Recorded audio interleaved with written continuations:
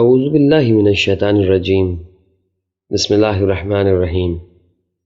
معزز سامعین کرام، السلام علیکم۔ ایک بار پھر آپ کی خدمت میں ایک سچا واقعہ لے کر حاضر ہوا ہوں۔ یہ واقعہ کتاب بکھرے موتی، جسے آیت اللہ سید عبد الحسین دستغیب شیرازی نے ترتیب دیا ہے، اس کی جلد نمبر 2 صفحہ نمبر 35 سے عکس کر رہا ہوں۔ ایک دن حضرت محمد مصطفیٰ صلی اللہ علیہ وآلہ وسلم کی بزم میں ایک شخص حیرانی و پریشانی کے عالم میں آ کر کہنے لگا کہ میں نے عجیب و غریب مناظر دیکھا ہے۔ آپ صلی اللہ علیہ وسلم نے دریافت فرمایا کہ تم نے کیا دیکھا ہے؟ اس نے بتایا، میری بیوی سخت بیمار پڑ گئی تھی اور مجھ سے کہنے لگی وادی برہوت کے کنویں سے پانی لے آؤ، میرا مرض دور ہو جائے گا۔ چونکہ بعض جلدی امراض کنویں کے پانی سے دور ہو جاتے ہیں، غالباً اسی لیے بیوی نے اس کی خواہش کی تھی۔ چنانچہ وہ شخص بیان کرتا ہے کہ میں ہاتھ میں مشک اور ڈول لے کر پانی لینے اس مقام کی طرف چل پڑا۔ میں نے دیکھا کہ ایک خوفناک صحرا ہے۔ ڈرا تو بہت، لیکن پھر بھی میں نے پوری قوت برداشت سے کام لیتے ہوئے کنویں کی تلاش کا سلسلہ جاری رکھا۔ جیسے ہی میں کنویں پر پہنچا، اچانک اوپر سے کسی زنجیر کی آواز نیچے کی طرف آئی۔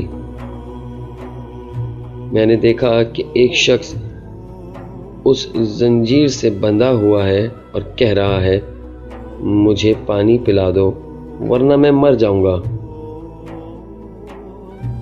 میں نے سر اٹھا کر پانی کا ڈول اس کی طرف آگے بڑھاتے ہوئے دیکھا تو پتہ چلا کہ اس کی گردن زنجیروں میں جھکڑی ہوئی ہے۔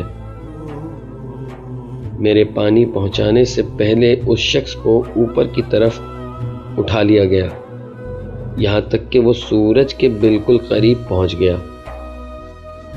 ابھی میں ڈول کا پانی مشک میں واپس ڈالنا ہی چاہ رہا تھا کہ دیکھا وہی شخص دوسری مرتبہ نیچے آیا اور پانی پانی کہہ کر پیاس کا اظہار کرنے لگا۔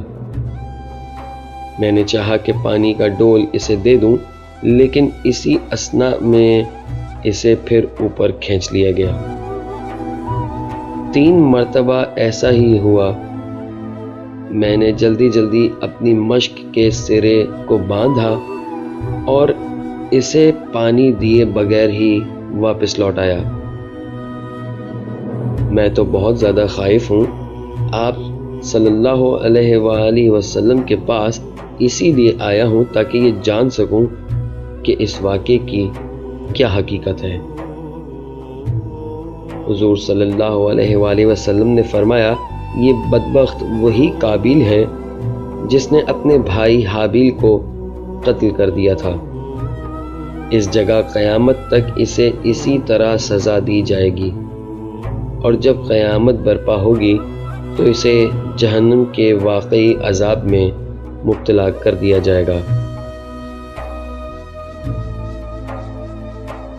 واقعہ یہاں پہ اختتام پذیر ہوتا ہے۔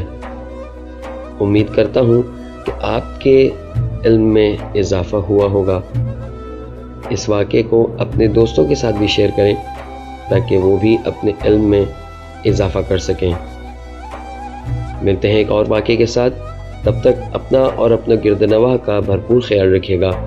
والسلام علیکم ورحمۃ اللہ وبرکاتہ۔